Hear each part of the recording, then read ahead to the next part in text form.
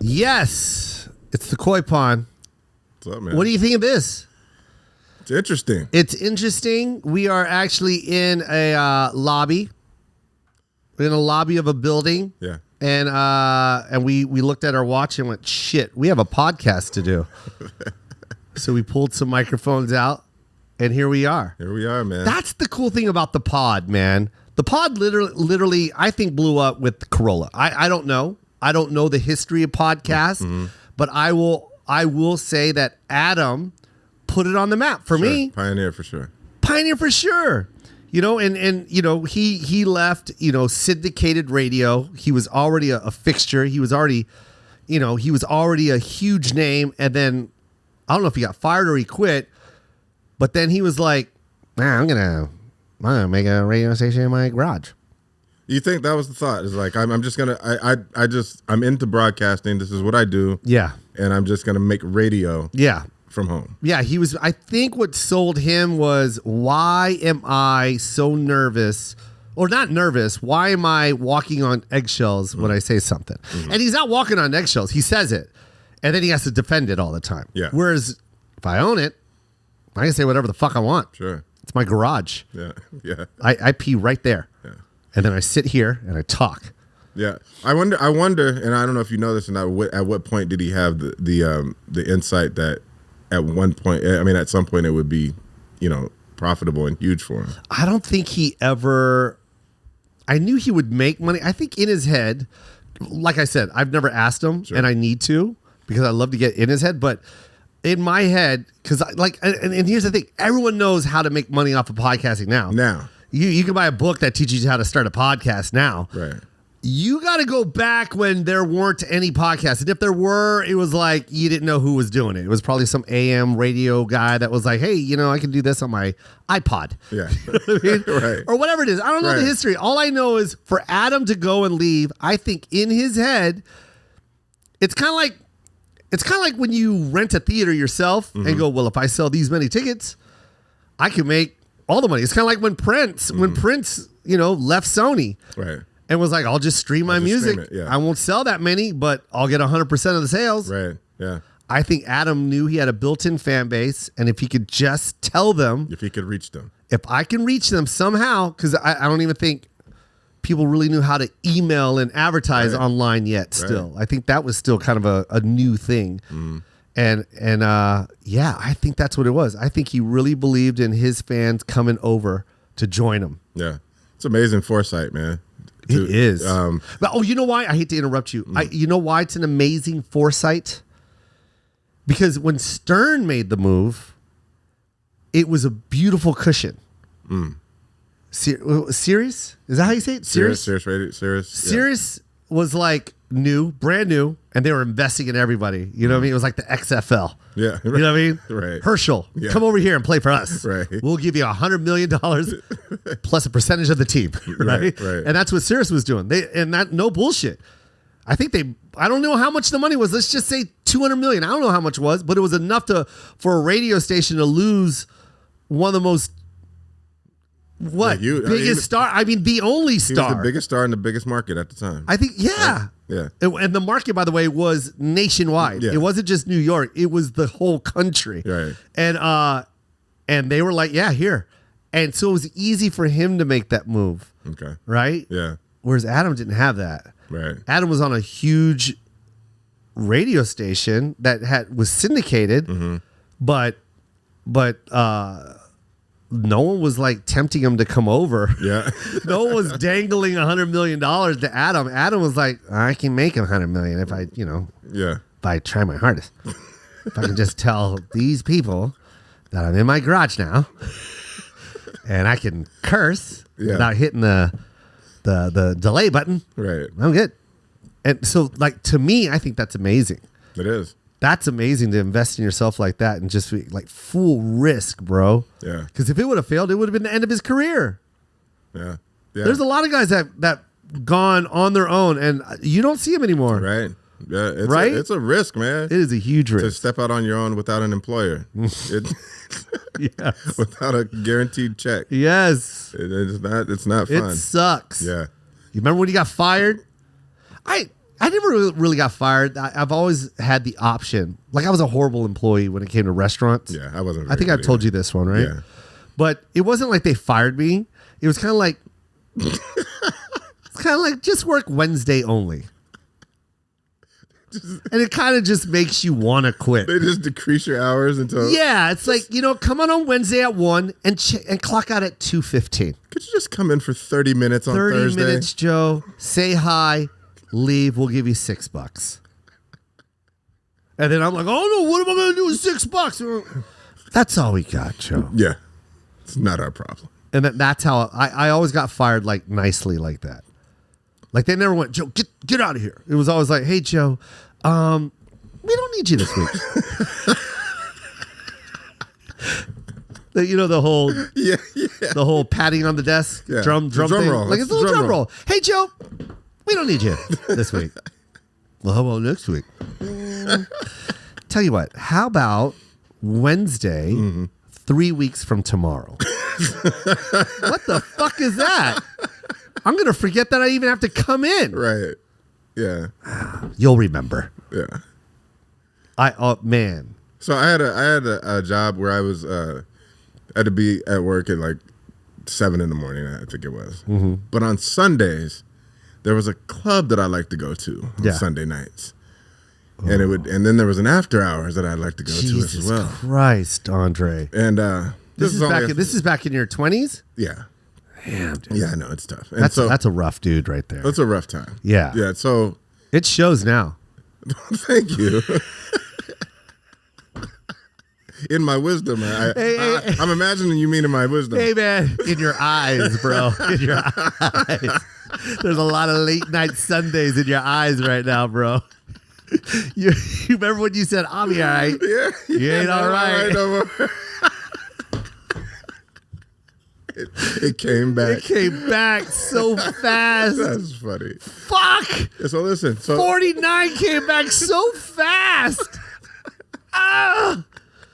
49 will remind you about 23. Yeah. So fast. Yeah. That pain. That unexplainable pain you have in your spleen. Yes. Yeah. I didn't even know I had a spleen. Yeah. That's from year 23. Oh, fuck 23 and fuck Jameson. All right, go for it. What were you saying? What happened? So I missed a Sunday. Uh-huh. Wait, you missed a Sunday? You went out on Sunday. I missed a Monday. Yeah, you missed a Monday. And Tuesday was payday. Oh. But this is before direct deposit. So you had to go in and get it. I had to go get my check. So I walk in. I'm like, this isn't good. I'm like, hey, man, sure, pick up my check, Yeah. And then he goes, he does one of these, the follow me finger. Like, come on back here. Oh, shit. Yeah, there was no like. That's where the sweat starts to beat up on your back. Yeah. And now as you're walking, you're thinking of other potential places to work. But why when they get ready for this, their preparation, they sit at their desk. They have to go around their desk and sit. Why do you have to sit? Why do you have to sit, dude? What are you trying to prove? Yeah. Is the desk are you trying to make me feel inferior because of the desk? The desk. No one even likes your desk. Yeah. You don't even like your desk. Fire me. Fire me, dude. Standing. Why didn't you have my check like folded? A man. Fold my check in your back pocket, and when I walk in, just hand it to me. Yeah. Go, hey, man, can you leave? Yeah. We don't need to have a final chat. You know what it is, too? They bring you all the way to the back, so you have that walk of shame out. Yeah. Because as you're walking to the back, every employee's looking at you. Dude on fries, right? The dude chopping lettuce. Yeah. The guy washing the pans. Yeah. They're like, yo, bye, bro. Yeah. They know you're getting no more of that. You still smell like Sunday. Hey, why do you always tap the check on your hand on the way out? Like, oh, yeah. You're tapping the check. You tap it. Because it's the last you're getting. Yeah. Ooh. Because job searches are not easy, bro. Yeah. Like job searches are the worst. Oh, my God. Can I tell you my job searches here in L.A. when I first moved to L.A. in 2002? You want to know where I went? And they said no. Where? You want to know where? I do. Foot Locker. No? At Foot Locker? Yeah. And I'm like, no, I have experience. With shoes? Yeah. I wear shoes. I wear them. I know all about them. Yeah. Ask me a question. Ask me what the sole's made out of. What's that sole made Right of? here on my Hirachis? Yeah. What is Just that? in case if people aren't watching it and you're just listening, I'm pointing at my all white Hirachis with a fluorescent, like I call that highlighter yellow, That's a perfect name for him. right? Highlighter yellow and, teal. But you want to know what the soul's called? I do. What is it? This is called EVA. What does EVA stand for? I don't know. No, Ethel? no. Ethel? No, it just came back to me now. You ready? Yeah. I'm going to look at the camera. Is that my camera? Yes. Ethyl vinyl acetate. Ethyl vinyl acetate. EVA soul. Is that true? Want to Google it? Nope. Google it. Okay. Google it right now. I got you. You gonna Google it? Google it. Someone Google it. Watch how awesome my shoe knowledge is. So Ethel meaning like from the Good Girl, the Golden Girls. This bitch made some great shoes. What did you type it in? Yep, you're right. Ethyl vinyl acetate. Wow. Can you say that one more time and say that EVA and then say it, please? EVA, ethyl vinyl acetate. I can't believe they didn't hire you. Exactly. Why wouldn't they hire you? If That's crazy that I even remember that. By the way, that is that's ethyl fine. vinyl acetate is the cushioning that they use on on Nike for the cushion, the sole. It's basically the sole. That's the outer sole, by the way. There's an insole. Did you know that? That's what's inside. So that's another. That's another cushioning system that they use in there. Wow. This is pretty impressive, man. Yeah. You're like Did you know everyone walks a certain way? This is my shoe knowledge. everyone has a different walk, is Yeah. what you're saying. Like a different way they place their foot. The different way they place their heel to toe. Yeah. Do you want to know what they're called? Sure. I haven't worked in a shoe store 20 years, 24 years. You ready for this? I am. They're supinators Yep. and pronators. Yep. You know that? I did know that. Yeah. Did you know that? I did not know that. You didn't know that? You want me to tell you how you know a supinator or a pronator? Do you want to know how? Sure. For all you people at home, if you want to know if you supinate or pronate, take your tennis shoes off, put them on a table in front of you. If the inside of your sole is wearing out and you have a brand new sole on the outside, then that means you're a supinator. Supinator. And if you and if the outside sole, the heel is worn out and the inside is brand new, you're a pronator. Wow. That means you go outside to in when you walk. You strike the side of your heel and roll to the front of your toe. Whereas the other one, you hit on the inside of your heel and roll to the outside to the pinky toe. Yeah. That's how I walk. Outside like this. On the outside of your Hold on, let me see. Well, I don't. Yeah, I think I walk outside of my heel in. Yeah. And I think a lot of people do. Yeah. But it's funny when you say that, like a lot of people that are listening right now, you're going to go look at your shoes and you're like, what the fuck is wrong with me? Watch. Because people don't even know they walk funny. But there's different degrees though, right? Because I've seen people that are like Bad. super supinated. Super. Am I right though? Can you double check that, please? Yep. Can you just type in supinator?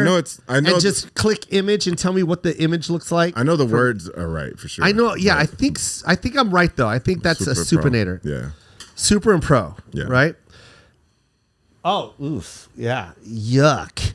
Yeah, I'm looking at it right now, and I can't tell. Supination. Oh, he took supination, so there's a bunch of bowls of soup.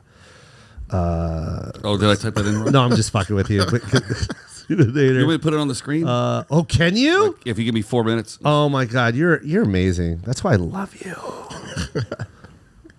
Yeah, if you could figure it. I think, I was right. Supination is all from the inside. So did you want to challenge their decision when they told you no at Foot Locker? No, I was just like, I get it. It was a lot different from when I was a kid. By the way, when I was a kid, Foot Locker was new. Yeah. Yeah. It was a new concept. Right. It was a store, not inside. Because when I was young in the 70s and early 80s, you went to JCPenney and a department store to get your athletic gear. Yeah, it was inside another store. And then Foot Locker. Sometimes it was inside a grocery store. You're right. Yeah. You're right. And then here came Foot Locker. Yeah. which was such a great idea. Yeah. The employees were dressed up like referees. Right. You know what I mean? Some of the places look like a free throw line. Yeah, they had the court down. Yep. Yeah. And then, man, I remember they would put the Jordans on the top, the Air Force Ones on the top. Remember that? You remember the Revolutions? Yeah. Remember the high top Revolutions? They were the first ones that actually showed the window. Yeah. Bruh. Then you had to ask the guy, can I see it? And then they get mad because they know you can't afford that shit. Yeah, but they got to get on a ladder. They got to get on a ladder. Yeah, I remember one time I was at Tacoma Mall. Yeah. You remember Boulevard Mall? Was it Tacoma Mall or Boulevard Mall? Tacoma Mall. And I go, sir, can I see those Jordans, please? He's like, fuck, man. He said it out You loud. gonna buy it, little motherfucker? No. Then no. Damn. He should have been fired. He shouldn't have had a job. And then I went like this. Well, how much are they? They're $125. What?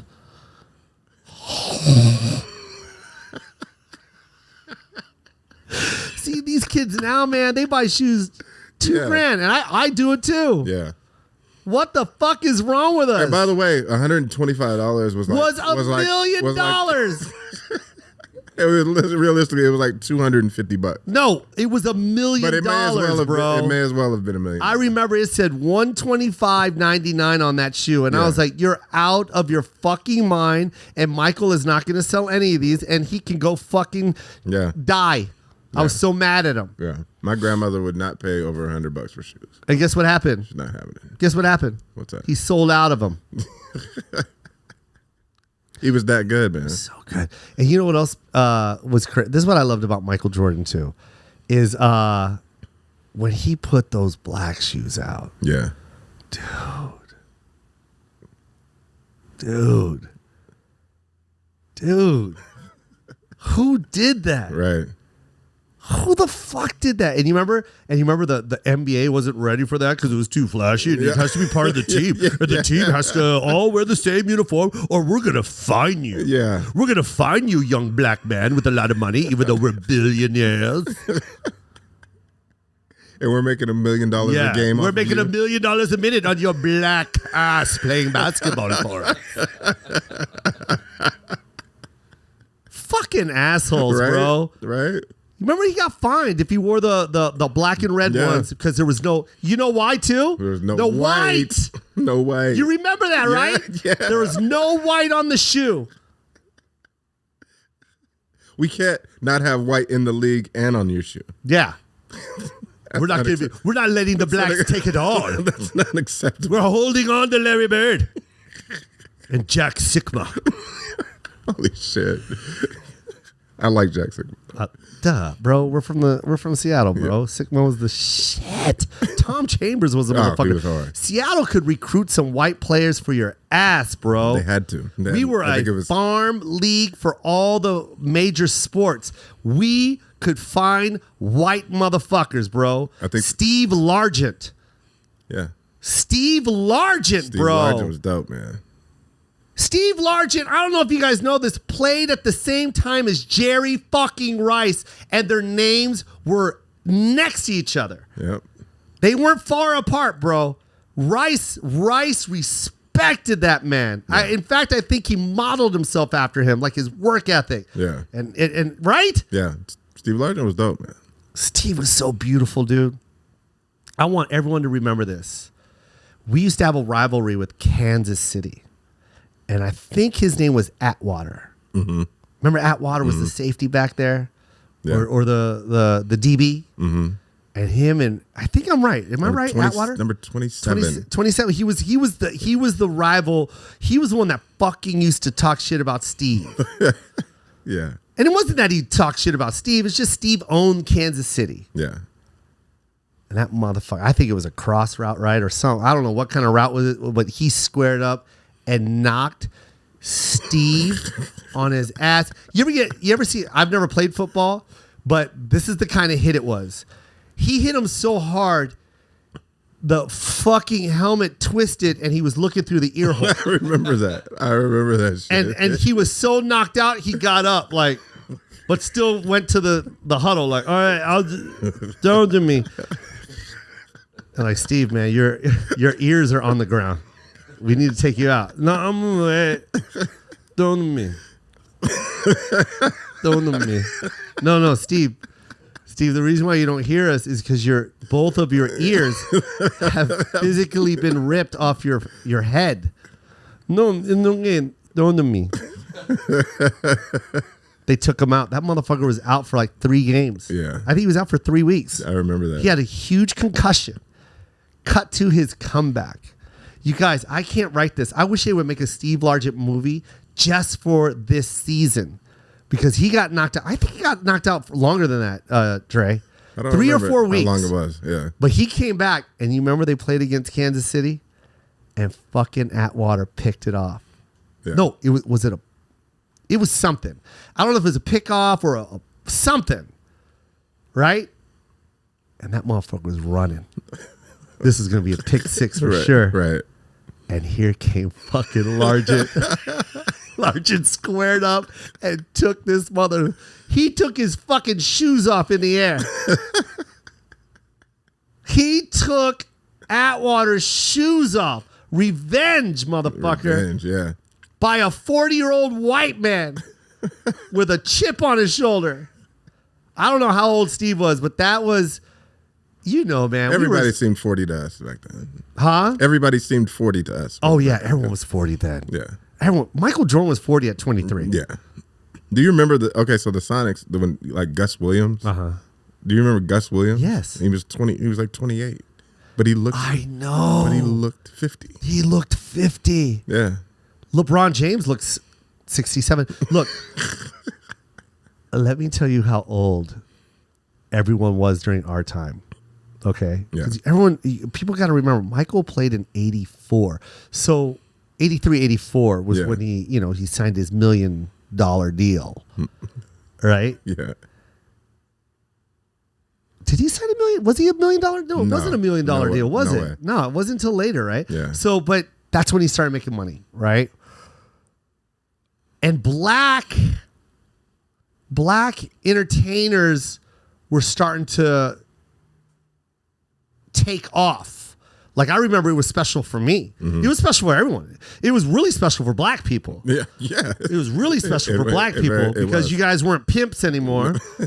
And you know what I mean? Like you weren't a garbage man, even though that was the fucking most amazing sitcom, but it wasn't those roles. It was like sick roles. Right. And it was great for everyone. It was great for me. I loved it. You know what I mean? Like 88 and 87, like all of a sudden you get all these great black entertainers coming to the forefront. Music was huge. Michael Jackson was a solo artist. Yeah. You know what I mean? No one knew he could dance by himself. The motherfucker got diamonds on his socks. Yeah, you got the full spectrum of the black experience. You got to see what black people saw a long time ago. Yeah.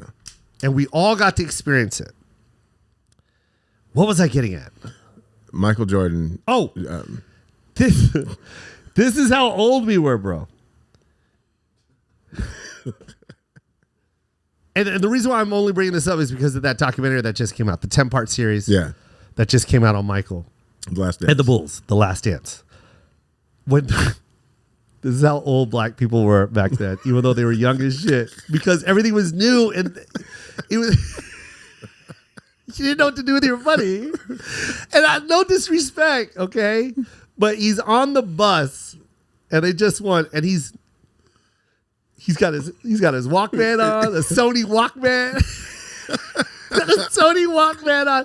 You gotta remember, rap music wasn't free to everybody. It was brand new. Right. So like getting a tape cassette was hard because record labels weren't signing it. If you weren't Run DMC or barely LL Cool J, you had to find a mixtape somewhere of these cats. I remember I had to get a mixtape from some dude that lived in New York me too. For the show. Same thing. That's how I got the show. Is that how you got the show?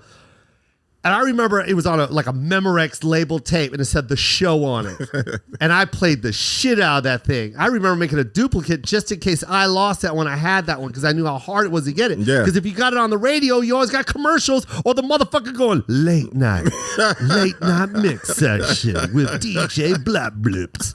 And they were still trying to be like R&B. Yeah, they were still like R&B. You're listening to the Quiet Storm with the show. Dougie Fresh and Slick Rick on the Quiet Storm. Fuck that pussy to the Quiet Storm.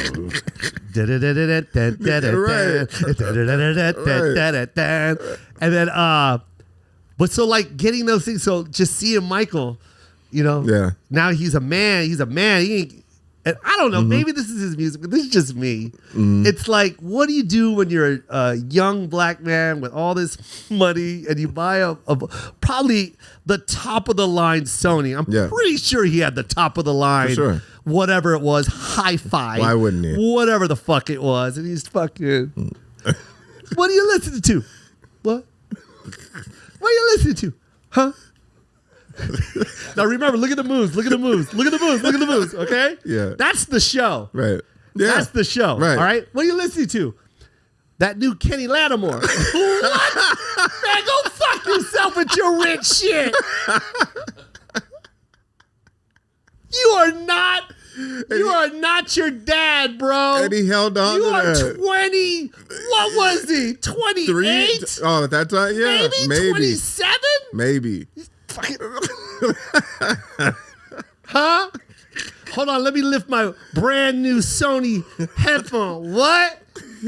Oh, the new Kenny Lattimore. Wait. It's a saxophone solo. Wait, here's what's worse. You know what I'm talking about, right? I do. And did you think the same thing? Yes. Yes. But because you're thinking like. I knew you did. Because he's got the hip hop Yeah, bob. he was having hip hop bob. And we all know Michael's swag. Yeah. He's so street. He's Michael everything's- Jordan. He changed the way you dress. His fucking shoes were ahead of the time. Right. People on the street bought his shoes. Like that was how you represented Michael Jordan on the street. Right. He was the first one to ever cross that over. He's the reason why we got streetwear. It was Michael. Michael was the first. Right. Huh? Oh, that. Man, I got that new Smokey Robinson in my ear. What? Well, look. Why didn't they edit that out? Or voice? They should have done a voiceover. I would have done the voiceover. What? Oh, it's that brand new Run DMC. Run the MC. He probably fought for that to stay in. What the fuck? Because look, Bro. then there's the story. They also talked about in warm-ups that he'd warm up to and I love Anita Baker, but he'd warm up to Anita Baker. Hold on. Look, don't disrespect the queen. I am not disrespecting. Don't you ever? That's a wrong. I understand Listen, you're adding. listen. I understand you're adding to this right now. Yes. The joke is Kenny Lattimore. Do not bring the queen. Hold on a Don't second. bring the queen. There's a lot of things in this world that I would do to Anita Baker song. 100%. And warm up I don't know. at a basketball game is not one of them. Okay, we're going to get back to this Michael Jordan thing in a second. All right? Because I don't think you understand. I will take a poll. I'm Yeah. willing to take a poll right now and say that Filipinos love Anita Baker more than black people. I'm willing to do it right now. I don't I'm know. willing I to don't do know it if right that's- now. I don't I know if want that's everyone to I don't know if that's true. send in your emails. Yeah, let's take a poll. Take a poll. Bro, I don't think you understand, bro. I don't think you understand. I don't know if that's true, but What? but I'm sure there's a love there. Bro. I'm sure there's a love there. Stop. But I don't know about that. My sister's go-to song in her set when she was Rapture. For sure. Don't every Filipino, male or female, get would it, sing. man. Bro, I am willing to bet the house on this shit. I get it, man. She was a queen, man. She had top hits. Everybody loved her. I love you, Queen. I love you. Now, we're not going to use that example for the Kenny Lattimore reference. All I'm saying. I think what you're saying is he loved the slow music, guys. The slow music. No, I'm just R&B. all I'm trying to say is this: is that when I think high energy and I think slam dunk. Yeah. And I think 25 points tonight. And swag. And swag. Like beyond swag. Not, you know what? But Everyone I'm has just swag talking now. about the pregame. Yes, but I'm also going to say his swag was ahead of its time. Sure. I think before there was even a term swag, it was Michael Jordan. Yeah, for sure. He had the little baby chain. The way he walked, bro. the way he dressed. Everything was Michael. Yeah. It's Michael. Michael is walking in. Yeah, and with that said, Kenny Lattimore. So you thought I'm not thinking I'm getting 30 a night. Listening to rap. Yo, listen. All right, if my team captain came in, blaring Kenny Lattimore, we're all losing. Why are you picking on Kenny? Why is he picking on Kenny Lattimore? You gotta admit, man, you thought the same thing, right? I did. That was funny. Yeah. I think I rewound it 5 times just to hear him say, what? Oh, it's that new Kenny Lattimore. He was doing them old 80 dances. What? I'm sorry, what? Go, hey, Michael. Hey, Mike. What? What you listening to over there? Oh, it's that new Peaches and Herb.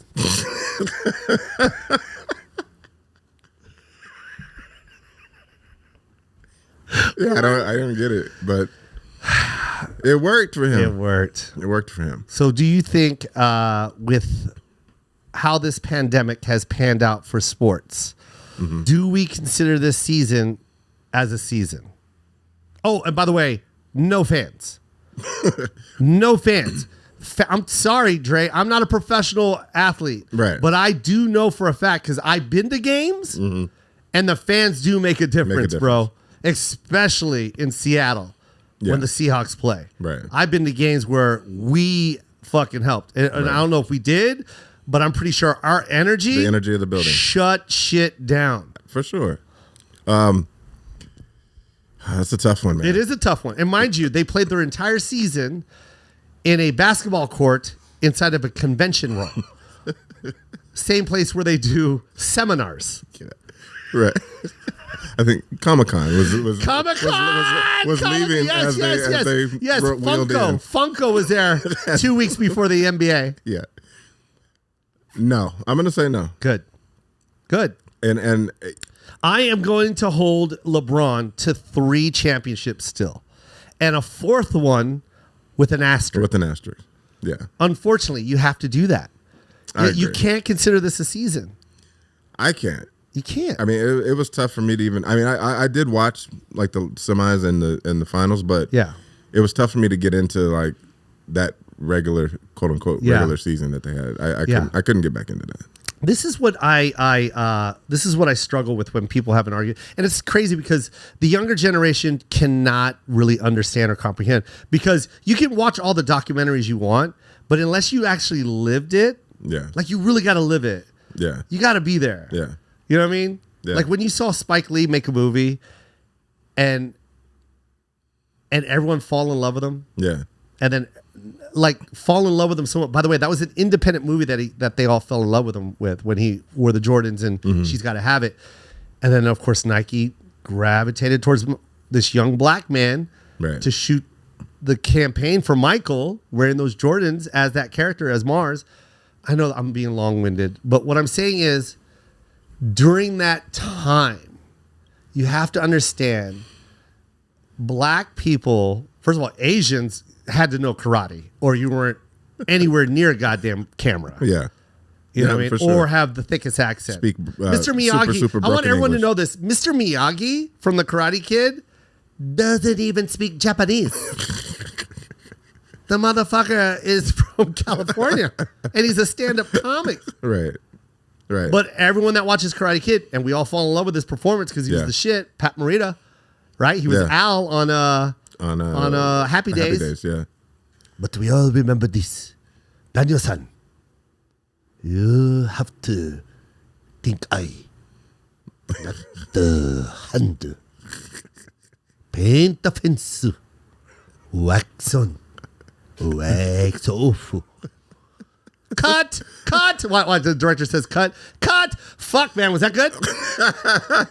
How was that? Is that right? Yeah, Pat, that was great. We need a little thicker. Can you put some wasabi on it? You got it, buddy. Let's start this shit up. I'll get real Japanesey for you.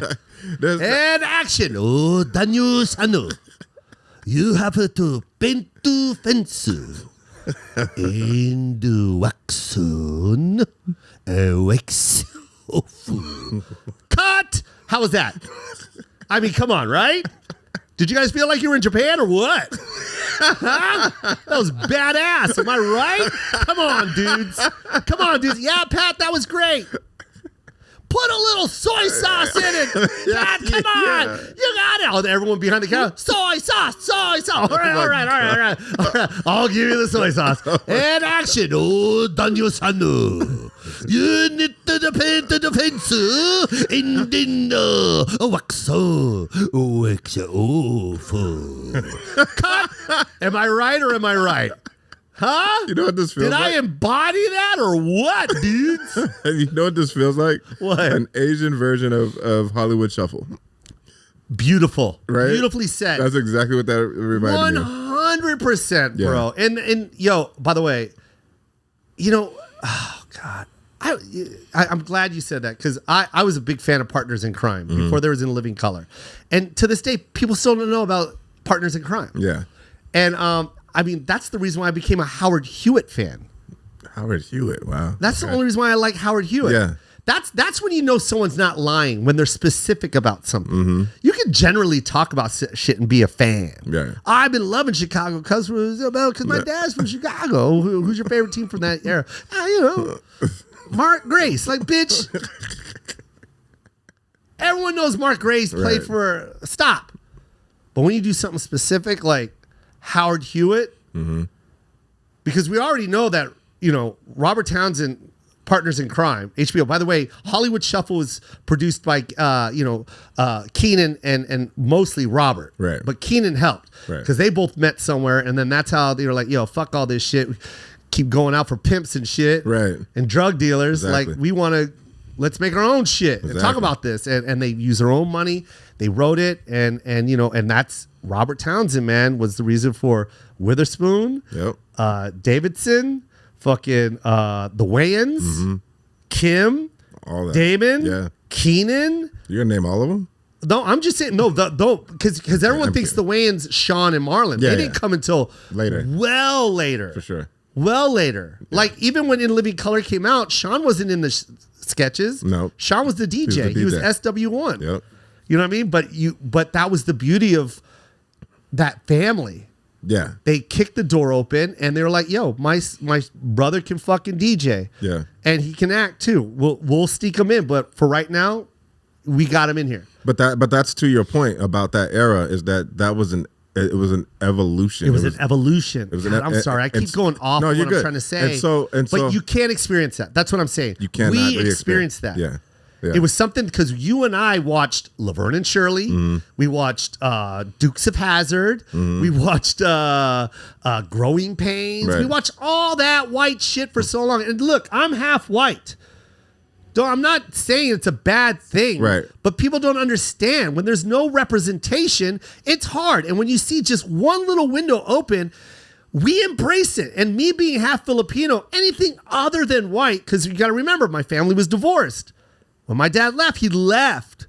I didn't get gifts from my grandma and grandpa on the white side. Right. And I keep saying no disrespect. I never called them grandma and grandpa. You can ask my dad. I always go, how's your mom? How's your dad? You know what I mean? It's because my grandma was on my Filipino side. I took on that identity. Yeah. I took on black culture because that's what Filipinos listen to. We're inspired and influenced by black culture. Look at Filipinos. Right.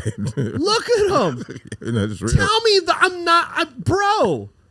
Look, go back, bro. Filipinos have just been always influenced and just embraced black cultures, black people. Shit. Yeah. You know what I mean? Like it's crazy, and that's why it's there's something. And so sing like black people. And man. so you're saying that in that time, because of that evolution, it also influenced you and other Filipinos. I gravitated more towards it because it influenced. Because it felt like it. Because it felt right. Yes. Yeah. And I understood. Yeah.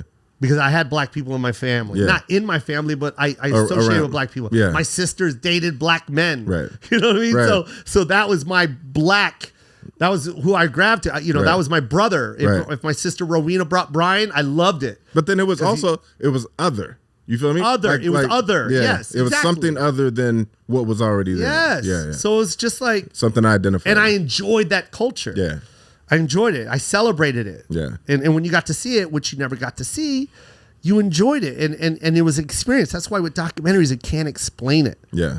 We can't explain it to you. And then I try my best not to like look at younger generations and be like, y'all don't know shit. You know, you don't know. You know. But what your point is that like when you were there when it didn't exist. Yes.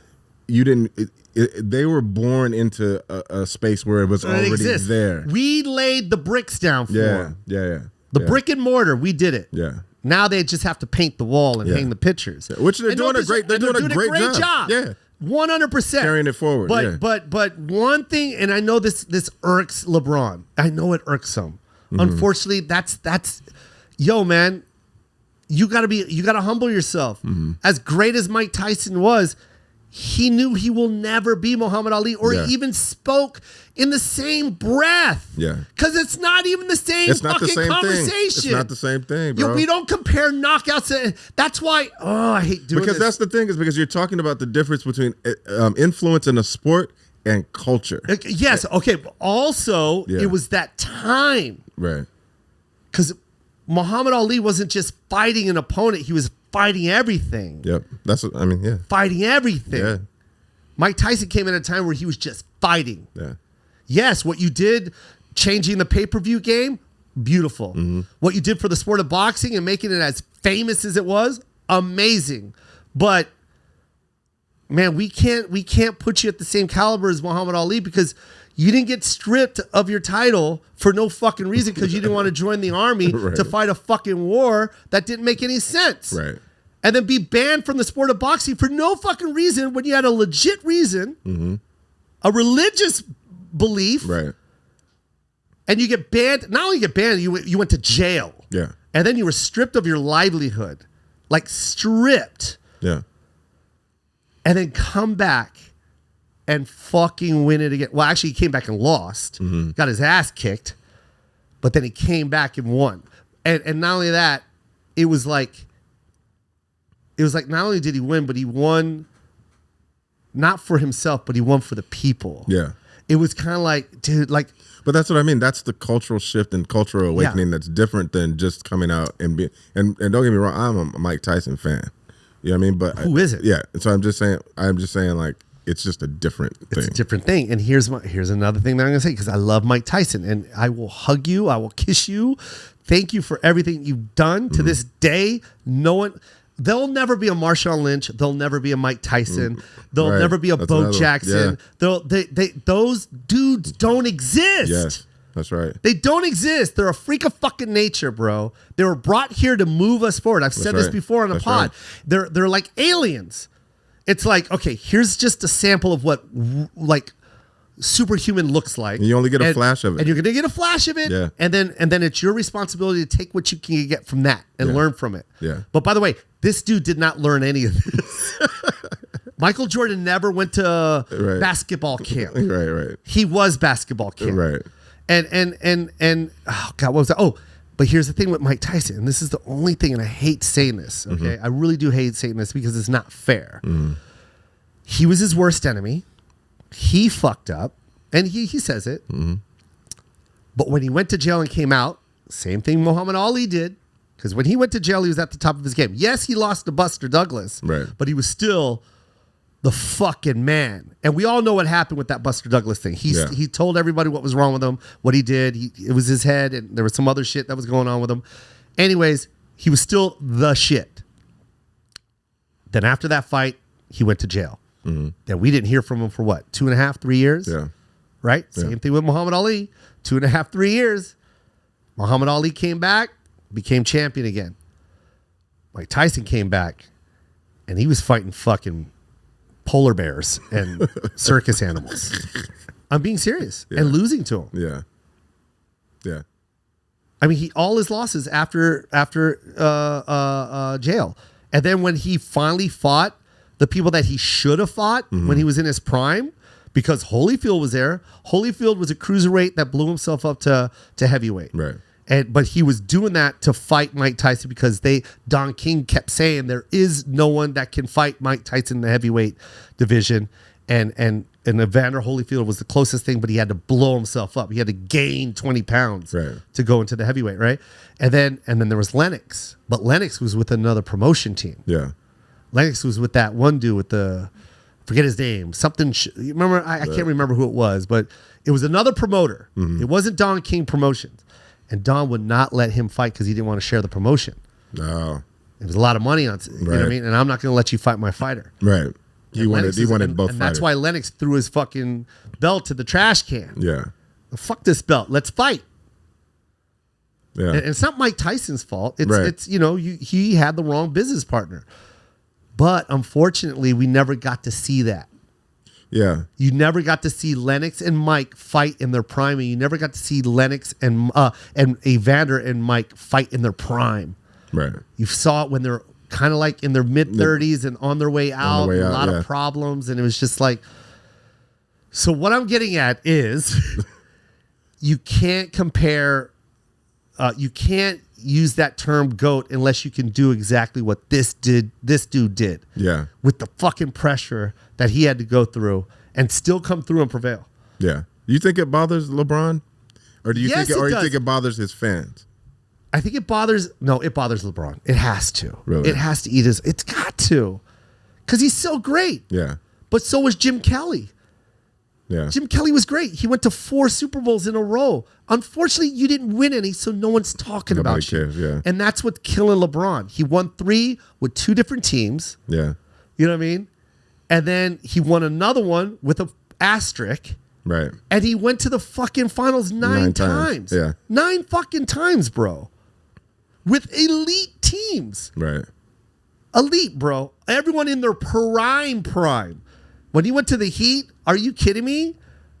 That team should have won 9 championships. Right. The amount of talent on that team. So the one that would have been great would have been comparable to Michael Jordan. And look at me. I'm going to lose a lot of fans right now. I'm sorry. But the one that I think would have been comparable to a Michael Jordan, like GOAT type label, would be the first Cleveland team. Okay. The one that they built around him. Yeah. A bunch of fucking nobodies. Yeah. You know what I mean? Yeah. Where he got that close. Got close, yeah. And then he was like, fuck it, I'm leaving. Yeah. I'm going to Miami. They got Dwayne Wade, and we're bringing Bosch.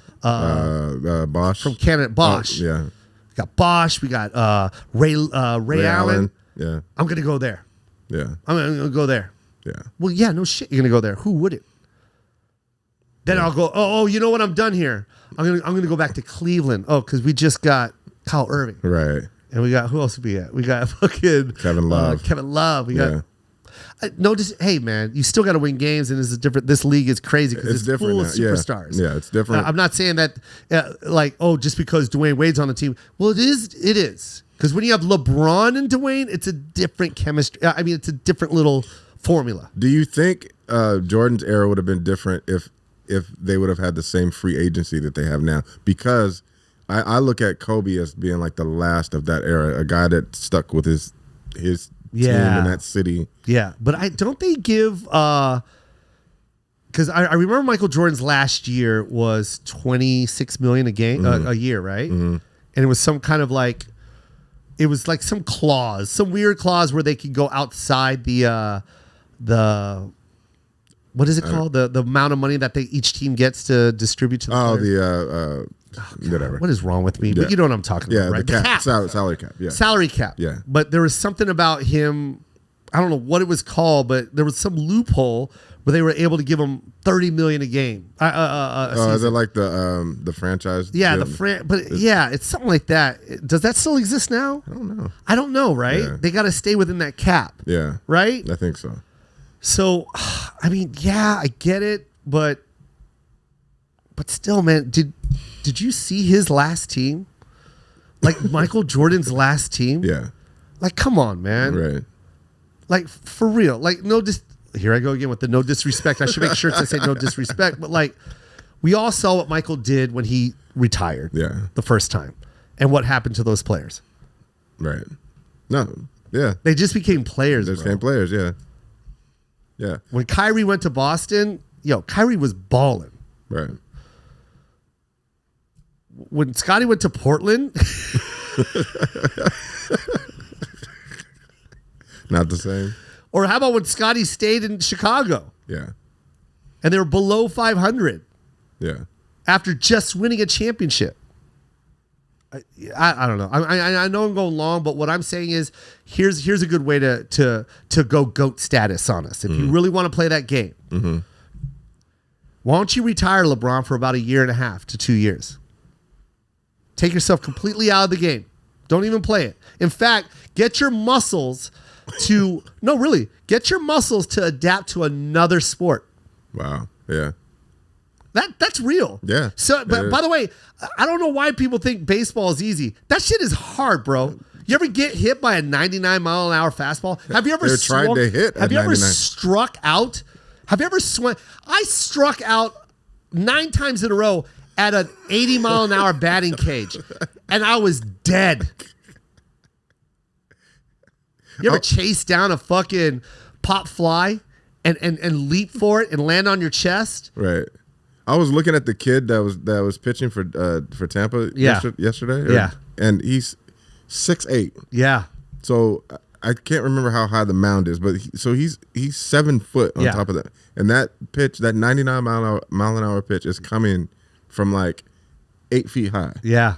And you got to try to focus. You got to try and focus on it. And by the way, you get less than a second to make that decision. Yeah, of whether it's a ball or a strike. A ball or a strike. That's the first thing you got to do. And then you swing. Yeah. And you swing. By the way, the person swinging is about 200 pounds of muscle mass or just fatness. Right.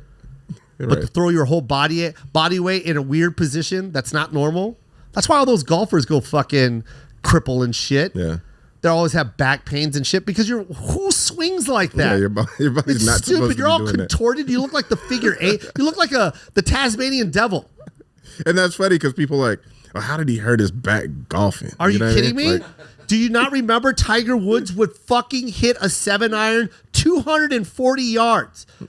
People with the biggest driver can't even hit it that far. No. He's using a 7-iron. Crazy. And if that doesn't make sense to you, the degree of loft, that when you make contact with that golf ball, the first thing it does is fly up.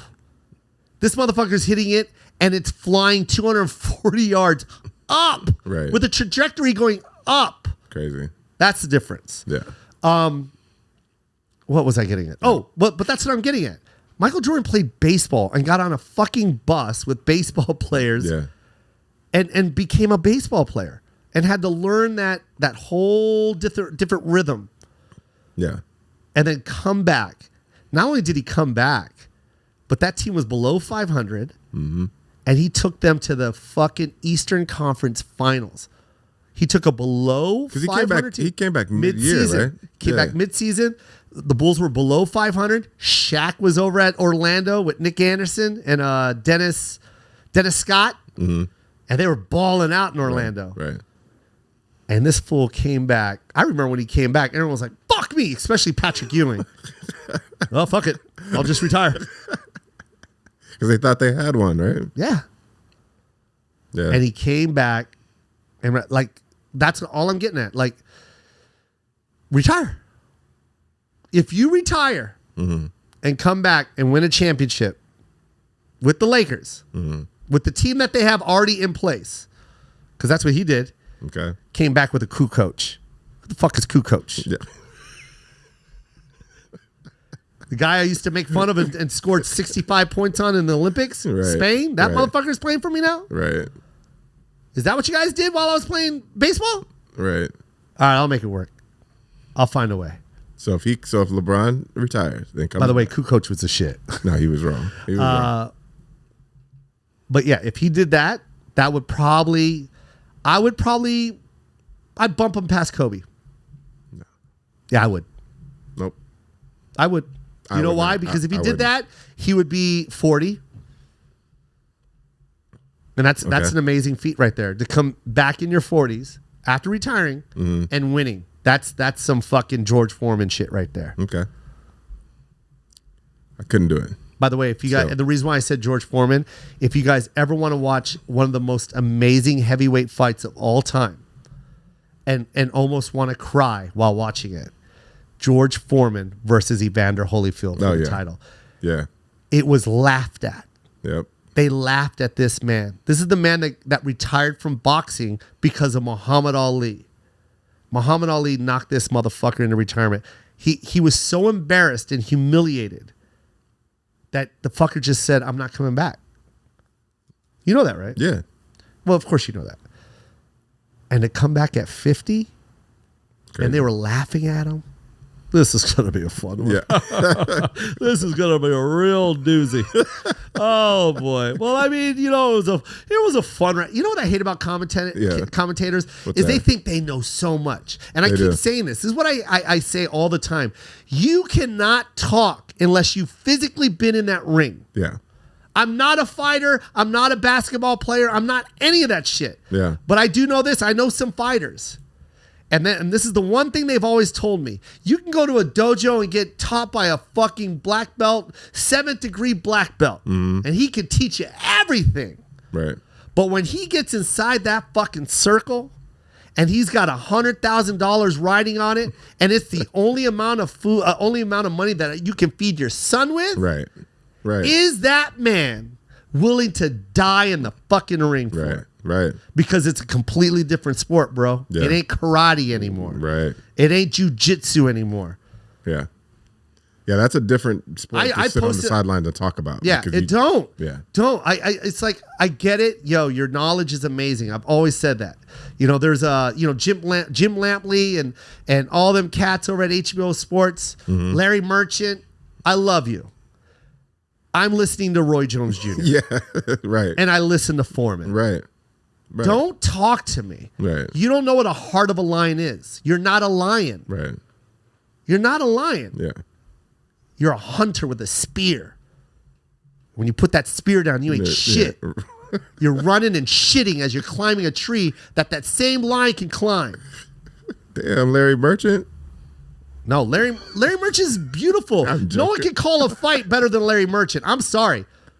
I will take Larry Merchant any day. Yeah. But I'm not listening to you. I don't. You know how many fights I've watched where the other two commentators will call it? Oh, that was a good one. And I swear to God, Holmes would always go, I don't know, I saw it kind of different. Right. Oh, Larry. All right. All right, Larry. Cut to and new heavyweight champion. I fucking told you, motherfuckers. Right. I'm not even exaggerating. Right. I've seen that millions of times. Yeah. Because they don't know. Because he's been there. Yeah. They ask fighters all the time. I got a couple fighter friends. I go, do you get mad when they yell at you? Your ring, your corner? Do you get mad? Do you really listen? Because it doesn't, because this is my whole point. Those guys that are in your corner are the closest ones to your ear and the closest ones to the opponent's ear. Right. And they're yelling at you on what move to do. The guy is on top of you. Yeah. The guy is in front of you. And you're saying left kick? Yeah. Are you calling fake signs? When they say left kick, does that mean right shoot? Right. So you're saying because the opponent can hear just as well. Yes. Right. If you're going to say left kick, then the opponent's going to start gearing up for left. Right. Kick. It doesn't make sense to me. And I asked him, I go, does that annoy you? He goes, yes. Really? Yeah. It fucking annoys me. It annoys me for two reasons. One, don't tell me what to do when I'm in there. Because you're not in here. You don't know this dude's feints. Right. You don't know these guys, these setup moves that these guys are doing. Have you seen Style Bender fight? Yeah. It's fucking a work of art. Right. Played in slow-mo. You'll never understand. There's a reason why he calls himself Style Bender. You got a style, I'm bending that Right. shit. Right. Train all the fuck you want. I'm gonna make you flinch for no fucking reason because I know how. So I'm gonna look like I'm gonna kick your shin and I'm gonna fucking punch you in your mouth. So you think all the training with the trainer and then That's amazing. and then any tape you're watching, any of that stuff, Beautiful. out the window. No. I mean, didn't say that. not out the window, but All that knowledge they learn is amazing. But once you're in there, in there, Yes. and it becomes a different thing. When Hoist Gracie was mounted by Matt Hughes and he had him in a fucking armbar and he knew he was going to lose. By the way, I was at that fight. Watching him fight without a gi, which he's never done before. And that was the only way Matt said he would fight fucking Hoist, is if he takes his gi off. Because he knew he'd fucking lose if Hoist went in there with his goddamn gi. And he went in there without a goddamn gi. We all knew he was going to lose. And that motherfucker had him in a goddamn armbar. I forgot what move it was. I don't know if it was a crucifix, whatever it was. I know he had that fucking arm stretched out so far. And Hoist would not tap. That shit, he just looked at the ceiling and was like, break it. Yeah. Fucking break it. Yeah. No one outside of that ring is going to do that. Right. No one. That's not even training. Yeah. At that point, it's just this it's motherfucker. will. If Hoist knows, if I tap, I have disgraced my fucking name. I'm not tapping. Break it. Fucking break it. Henzo's the same way too. Look at all of Henzo's losses when he fought Sakuraba. Yeah. Fucking in Pride. That motherfucker had him in another armbar. He had some kind of fucking armbar or some shit. And he literally, he knew it. He knew it. They're both standing there, and he's just fucking looking at him. Snap. Sakuraba's looking at it, and it's just dangling, and he's still not even tapping. He's just fucking on it, and the ref had to stop it. That's a different killed sport, bro. It's not even. No, what I'm saying is you can't tell these dudes what to do. Yeah, no, I get what you're saying. Don't call it. I don't want to even hear you. Yeah. Yeah. But MMA in itself is just it's a different mentality. But bro, boxing's a lot of people say MMA is, and it is. It's fucking amazing. Ground and pound, all that shit. There's so many submissions. There's knockouts. Dana encouraged these guys to stand up for excitement. Yeah. You know what I mean? Bro, boxing ain't no bullshit, man. No, I know. You got 10-ounce gloves. Right. And you guys are just fucking headhunting? These guys are fighting on purely, bro, literally just muscle memory at some point. Yeah. Those guys their arms are just flailing. yeah, for sure. Crazy, man. Yeah. I mean, I don't know. What was I getting at? Oh, anyways. Being the GOAT. Being the GOAT. That's what a GOAT is. That was a lot of wind. And I'm sorry if I bored you guys at home, but you can be the GOAT in anything you do. Yeah. It doesn't have to be sports or anything. Be the greatest at what you do. But remember, when you do it, it's got to be not what everyone else is doing. What is it that makes you great, right? But I think that what you hit on is that a lot of times GOAT status depends on your level of will. It's your willpower. Yeah. Like Brock Lesnar was fucking amazing at WWE. And everyone hated him, right? And I don't like him. Yeah. I don't like his fight game. I don't like his personality, but that's what he's supposed to be, and that's what sells tickets. So kudos to him. He did his job. He wanted to be the villain, and he did it, right? Yeah. But to be the villain at WWE and talk shit to people fighting in the cage, there was no respect. People were like, are you fucking kidding me, dude? Right. Everyone. Yeah. Bro, you're an actor. And no matter how hard they try and sell it, well, then get in WWE. Let me show you. Right. Let's see if you can take a body slam. Yeah. Let me see if you can jump off the top turnbuckle and pin me on the goddamn concrete floor. Right. So let's see. Walk in it. People are still, no, bro. Shut the fuck up. And then he came in. And that's when he got his respect, right? Yeah. And that's when you give him that title. Like, okay, bro. Yeah. We get it. Right. So yeah. Basically, your will. Yeah. Are you willing to show it? Are you willing to do it? Are you willing to prove your greatness? Let's go. Yeah. I don't know. And I think a lot of times, and I may take some heat for this, but a lot of times my criticism of LeBron, if we go back to that, is his willingness. He makes the right play. Don't get me wrong. Oh, I know what you're going to say already. He makes the right I already know play. what you're going to say. It's the right basketball play. It's the right. It is drawn up and it was executed correctly. And he's done it a number of occasions. But once again, what we're getting at is, would the GOAT do the play? There is a clip of Ahmad Rashad standing. I think they're in a hotel lobby. Michael Jordan. No, that's from It's from the documentary. And Michael Jordan's walking by and he says, "Hey man, game on the line. Who takes the last shot?" Me. Me. Now let's go play 18 holes. No, but we're going to draw it up. Oh, me. Me. Yeah. Just put a bunch of X's around that O. It's me. Yeah. And that O stands for over. But I think, I mean, and that, it goes to life. Did these guys lose that? What happened to that? What happened to Larry Bird looking at the Atlanta Hawks going, I'm taking this shot, and you guys ain't going to be able to do anything? I don't know, like, man. literally said that to their face on the last play of the game to win. Yeah. Went to their bench. If you guys are trying to figure out where it's going, it's coming to me. And you can't do anything. Yeah. And I'm going to win. Yes. And he did. Yes. And that's what Michael Jordan did. Yeah. And that's what Kobe did. Yeah. Kobe said it every time. Yep. What the fuck are you talking about? Yeah. Phil, what the fuck are you talking about? What? What are you drawing? Why do you have that eraser board? I'm right here. Right. Are you trying to find me? I'm right here. Put those dudes there and put me here. Yeah. Yeah. I mean, in my mind, and if you miss, you just eat that. You have to eat it. You have to eat something. I think this is anything you do. If someone's paying you top dollar to do something, then you're the dude that does it. You're not the dude that fucking distributes it. That was dope. That was bars right there. Right? Yeah. You do it. Somebody's paying you top dollar to do something. You do it. You're the one that do it. Yeah. It's as simple as that. Yeah. In my mind. Yeah. No, in everyone's mind. You can't sit there and take a press conference and go, I'm so happy to play this for this team. And, it's my ultimate goal to, thank God. All I wanted was to be the only one making this much money in the league.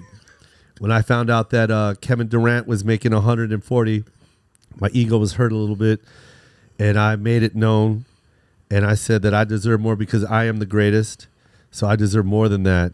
Yeah. And I'm so happy that my team gave me $5 million more than Kevin Durant. So I will bring the championship to you because I'm going to own up to that amount of money. Because to ask for that much money, I have to prove to them that I deserve this money. So when the game's on the line, what that means is I'm the one that's going to win the game. Yeah. Cut to, are you open?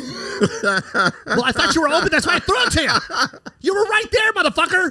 No, I drew the triple team and I fucking kicked it out. Why'd you shoot an air ball? You're our 3-point specialist. The teammate is catching the ball like, what the fuck? Yeah, even he was like, LeBron, this is yours. You make the most money in the world. You're worth $1 billion. This is your job. Why did you give it to me, LeBron? Because you're a 3-point specialist. By the way, they said all of this dialogue within 1 second. Because you're the 3-point specialist. That's why I drew the triple team all the way down to the baseline. Then I kicked it out to you, and you're at the top of you're supposed to hit the game-winning shot. But I'm too nervous. I didn't even ask for any money. I just said, fuck it, I'll play. If LeBron's there, I'll play. Fucking shot the ball. I will. Short. Then the other guy catches it. Why do I have a LeBron? I don't know. I'm not over there anymore. Well, then, but where are you? I'll fuck it. I'll throw it. Out of bounds. Out of bounds. He cannot get mad at anyone else but himself. Right. Michael Jordan would have been. Oh, he would have shot that bitch. Dude, the perfect. Did you watched it, right? Did you watch the last dance? Yeah. When he was when he fucking knew that they were he was pulling the double team down by the baseline. And he looked at Kerr. Yeah. Phil Jackson is just sitting there with Gatorade like this.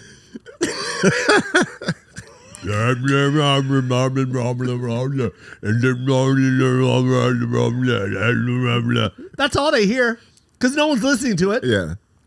He's the greatest fucking coach. The coach's job is to make sure the chemistry is there and distribute the same amount of time to whoever, distribution, and make sure the coaches work on the right thing that he thinks is wrong, and then maybe design some great plays for the game. When it comes to the game on the line,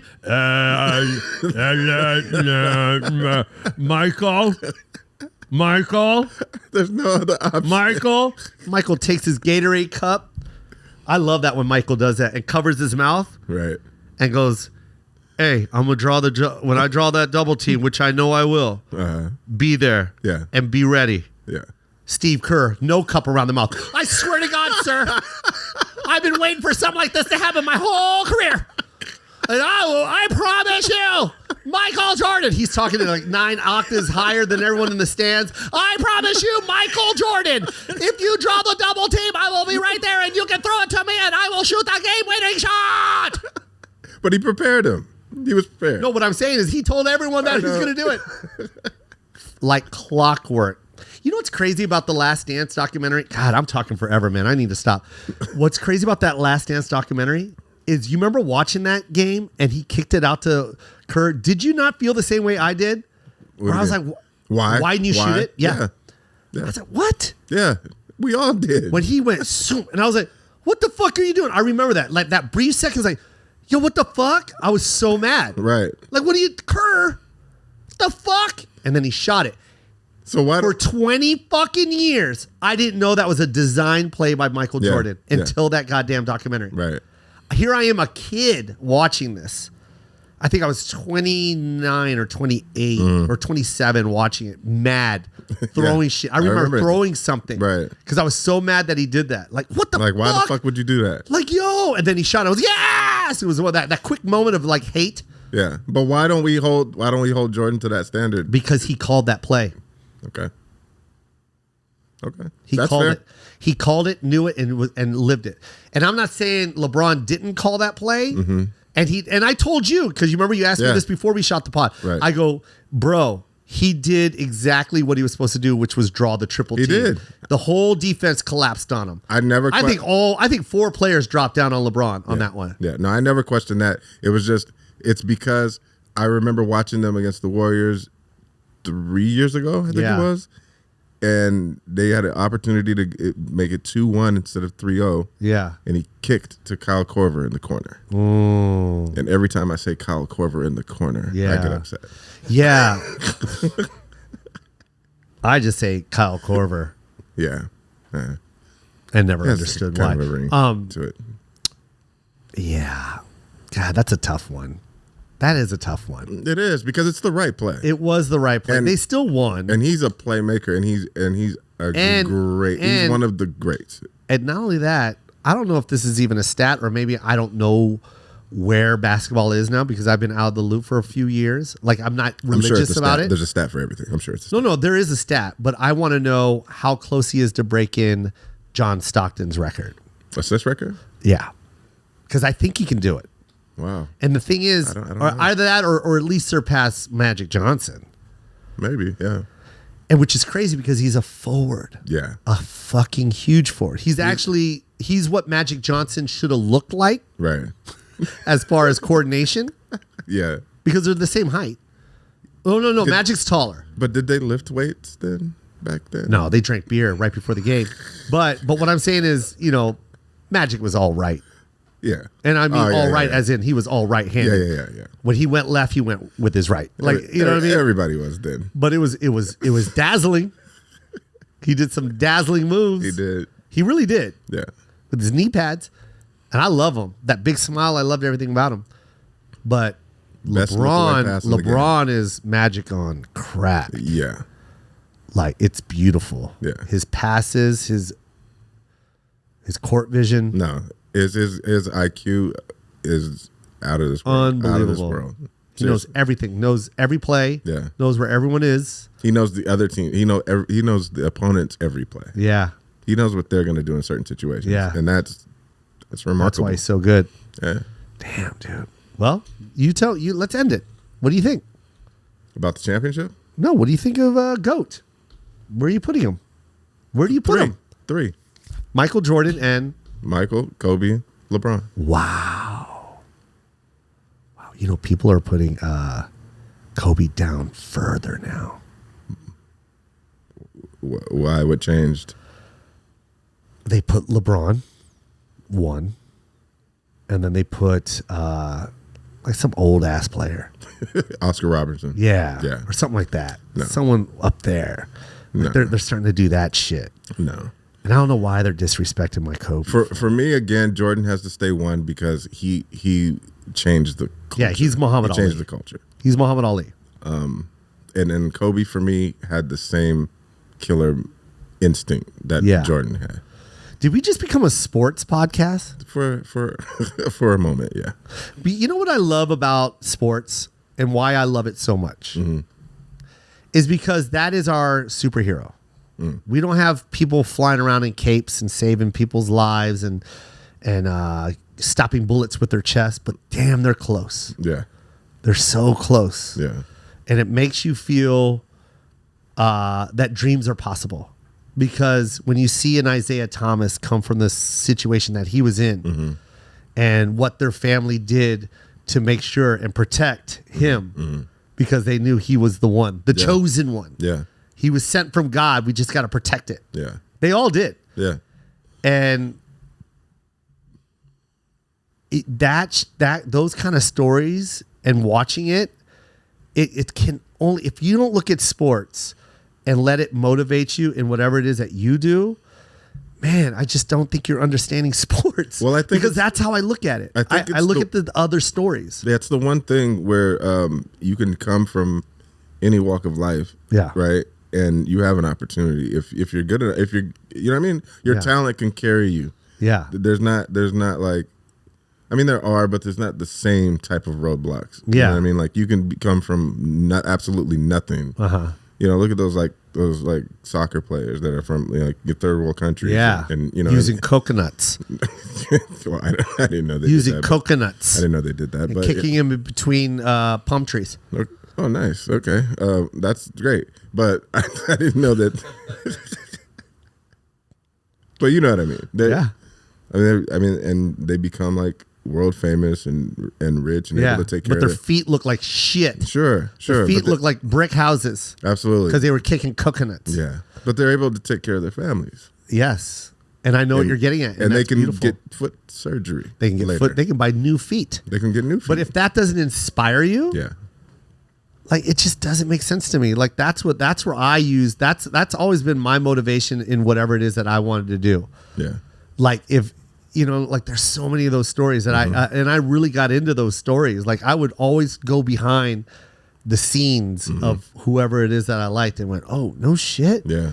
Michael Jordan got cut in the 9th grade. Right. What? He was trying to make himself tall? Yeah. Right. Hung himself upside down to try and get tall because his family was short? Yeah. What? Yeah. His biggest opponent was his brother Larry? Who was 5'8". And his brother was 5'8", but was dunking on him? Right. And plays like him?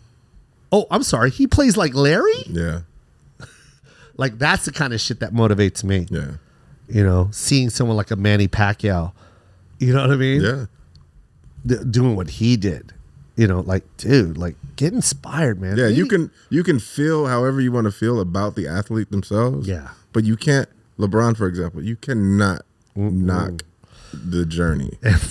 His story. You know what I mean? Crazy. Like, come on, man. You want a story for your ass? Yeah. You talk about a kid that should have been a crackhead right now? It's fucked up. No, I'm not. That's not. Well, how do you live in a situation?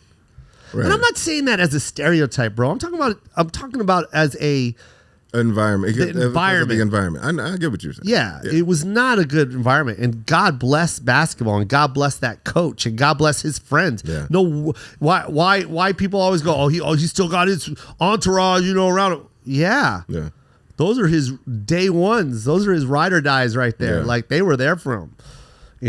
They knew they had the golden. They knew they had the chosen one. They protected him. They protected him. Yeah. That's some crazy shit, man. Yeah. So yeah, his story is amazing. I love listening to his story. For sure.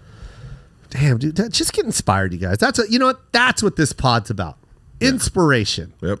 It's not. It doesn't have to be sports, but you can be motivated by what they did.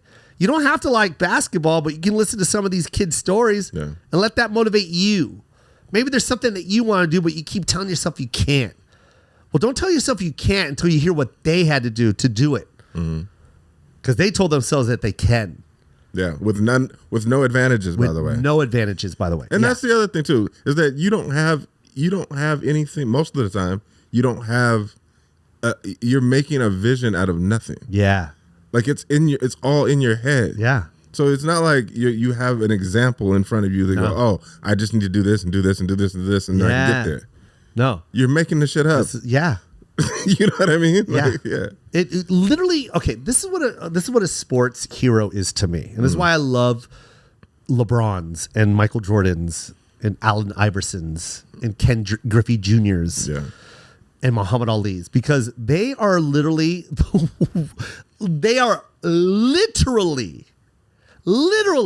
in writing, they are the ones when they were 5 or 4. And that kid that was on the playground going, I want to be a professional basketball player. Yep. And everyone, you're never going to be a professional basketball player.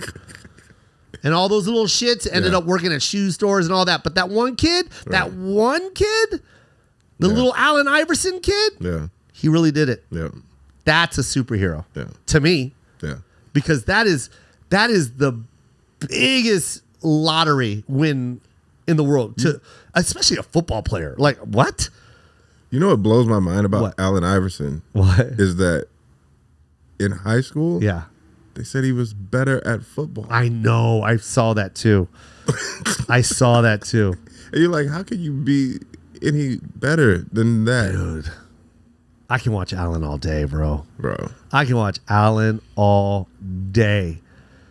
Woo! That was another I loved cultural watching him shift. at Georgetown, man. That was another cultural shift. Mm-hmm. He walked in and was like, nigga, if you don't get that Kenny Lattimore out of here. Yeah. Motherfucker, I'm a rapper. You don't see these diamonds? The motherfucker had, I think he was the first one to have 10-carat diamond studs. And refused to take them off. I think he put tape on his ears. Yeah. You remember that's that era when all those millionaire kids came into the league wearing quadruple X white t-shirts and jeans. Yep. And headbands and diamond crosses. Yep. They all looked like they were part of Rough Riders.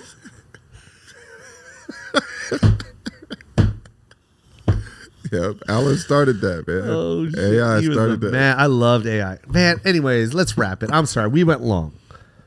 What we're getting at is just get inspired. Yeah. And it doesn't have to be an athlete. It can be in anything you want to talk about, anything you want to be. Just get inspired, man. Because those people are perfect examples of you can do anything. Yeah.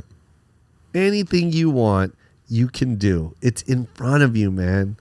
Stop laying down and looking at the ceiling going, man, I can't do that shit. I'm sick of this shit. Fucking sick. I'm always doing this shit. Same old shit. Well, yeah, do something. Yeah. Do something. Kobe Bryant was worth $500 million at one point. And guess what he did at 5 o'clock in the morning? He went to the gym and shot 500 shots. He didn't have to. Right. He didn't have to do that. It wasn't in his contract. Right. It's because he knew what it took to be great. So if you want to be great, you got to do all the great things to be great. Laying on your ass and complaining about shit is not great. That's it. You're great, man. I love you. You're great, man. This has been so much fun. This is great. This was great. This was great. All right? Love you, man. Love you so much, you guys. Be safe, stay strong, and stay motivated. I love you. It's the Koy Po. We're out. Starburns Audio.